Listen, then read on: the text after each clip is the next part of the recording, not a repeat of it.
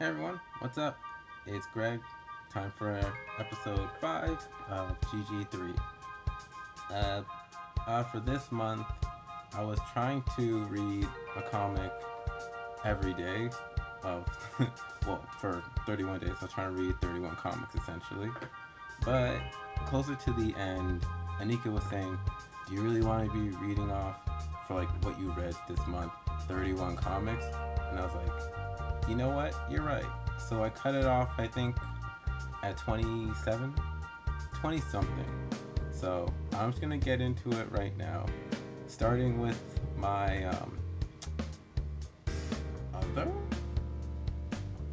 Sorry, Independent. Starting with Independent.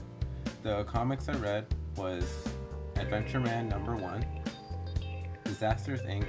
or Disaster Inc. #1, Everglade Angels #1, Genius #2, Join the Future #2, King of Nowhere #2, Mighty Morphin Power Rangers #17 and 18, Once in Future 8, Power Rangers Slayer #1, Rogue Planet #1, Sacred 6 #1, Something's Killing the Children #6, Sweetheart #1, We Are the Danger #1, and finally Yasmin #1.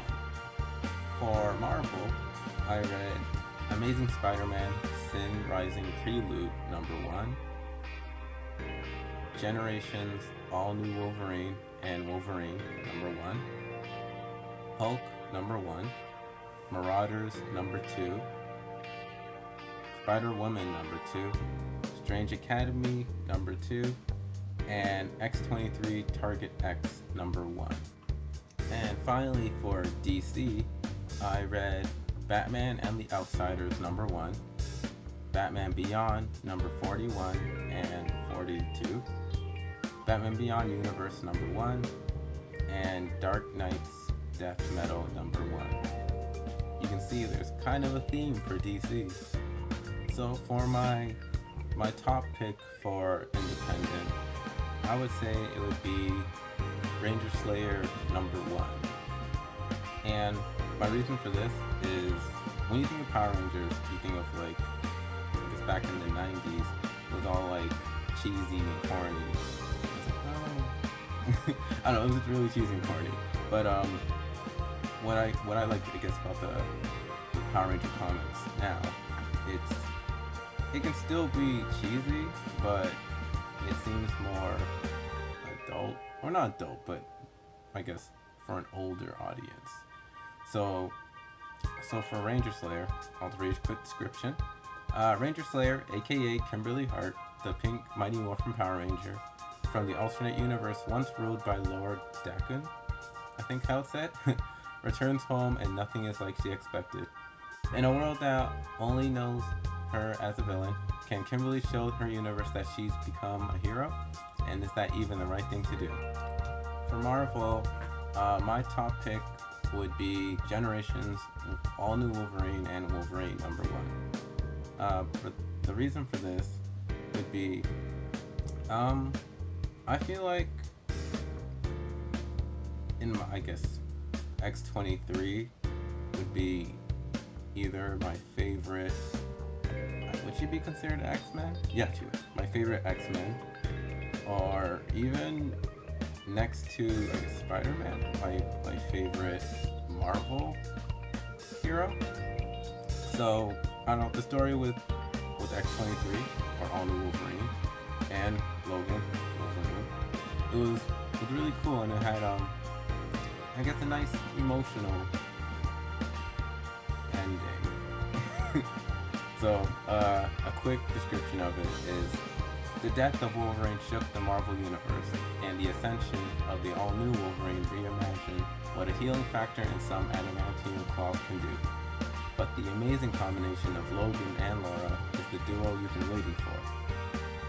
It really was. For the DC comics, I would say there was 2 of them that were pretty close, but one factor in one of them put it above the other. So my top pick for DC is Dark Knight's Death Metal #1.